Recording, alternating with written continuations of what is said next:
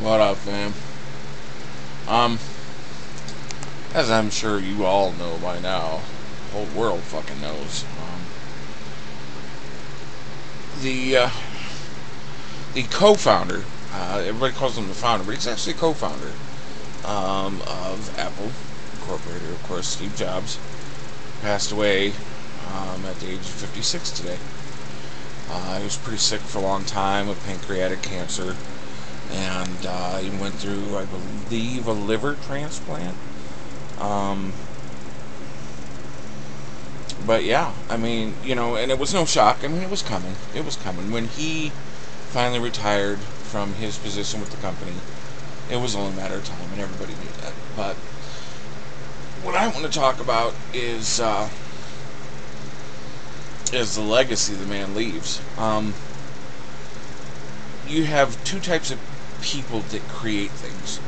One is an inventor, and one is an innovator. And inventors take things and either A, they create them from scratch, or B, they improve upon them. However, innovators are people that take the things that they make and make them better and improve upon them and step forward and keep moving forward. They're always ahead of what they're trying to do. They may already have their ideas set in stone. They may already be 2 or 3 steps ahead what they're showing you. But an innovator is always a person who's thinking forward, and that's who Steve Jobs was.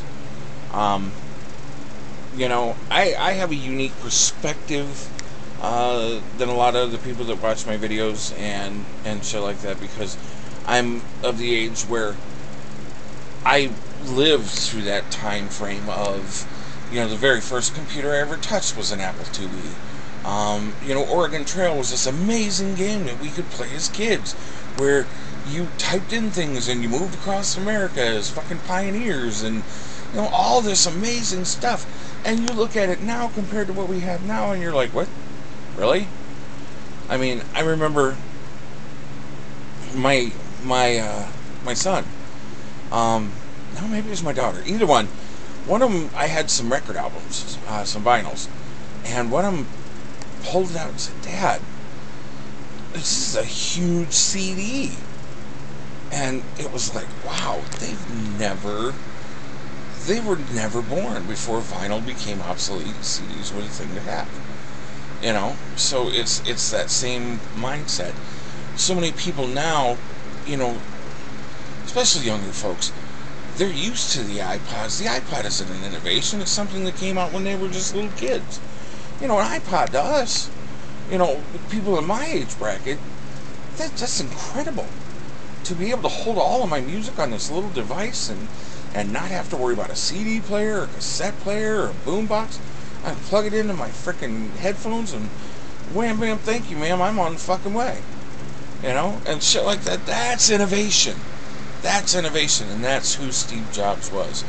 The man, him and Steve Wozniak, young kids tinkering with computers. He worked for Atari. He worked for different computer companies. He, as two young guys, they started this little tiny company out of their garage, building computers out of microcircuits and motherboards and wooden boxes. The very first computers you could buy were just a wooden box that did simple shit. And look what we have now, these incredible pieces of hardware.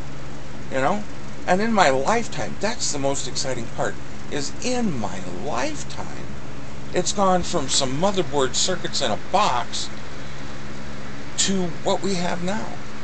I'm recording this and probably going to upload it from a fucking phone that I can hold in my hand, that I can put in my pocket, that I can take anywhere. And again, it's people like Steve Jobs that made this shit like this possible. And when I heard today that he died, it saddened me, because it was the death of one of the greatest innovators of our time. He was an amazing man.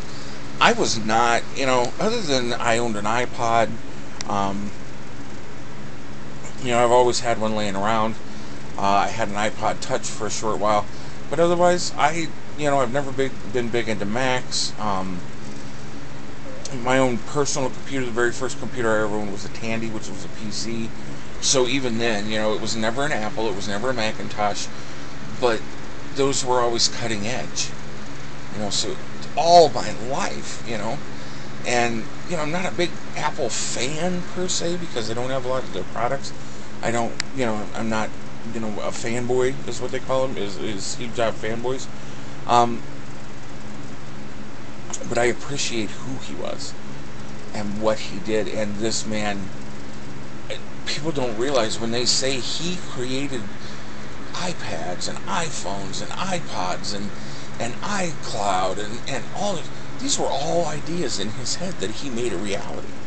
And knowing that this man started out with pieces of wire and plastic and wood in a garage, and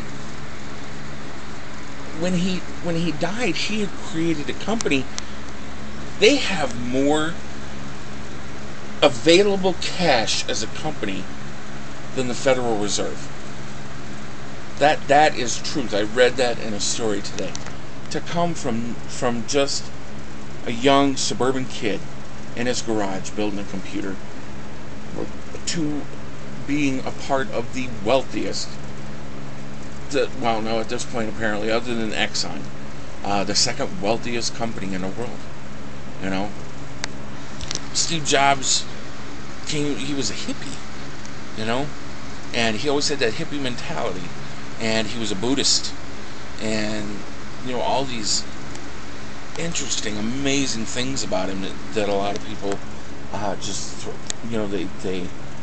they were drawn to him. Every time he was a marketing genius. I mean, he would make it, we're going to do this, but we are going to keep it so secret that nobody is going to know and by the time people were ready for an iPhone or the new iPod, it was like, oh my God, it's so amazing. And you got it in your hand, it wasn't so amazing, but he made it sound like it was the most amazing product in the world. And he was an innovator. And this world lost an amazing man today. Hands down, an amazing, brilliant innovator. And I would not be surprised to see technology slow for a little bit. It's never going to stop. It's always going to move forward. But his innovations pushed us so far. I would not be surprised to see it slow down a little. And then maybe somebody will step up and be that next Steve Jobs. But, I've rambled on long enough. I just really wanted to get it out there that people need to understand who he was and what an amazing person he was. Other than that, my condolences, my prayers to his family, the people who were closest to him, who loved him the most. We lost an amazing human being. And rest in peace, brother. Rest in peace. And I think maybe God will finally be able to work his iPhone. Peace. Much family love.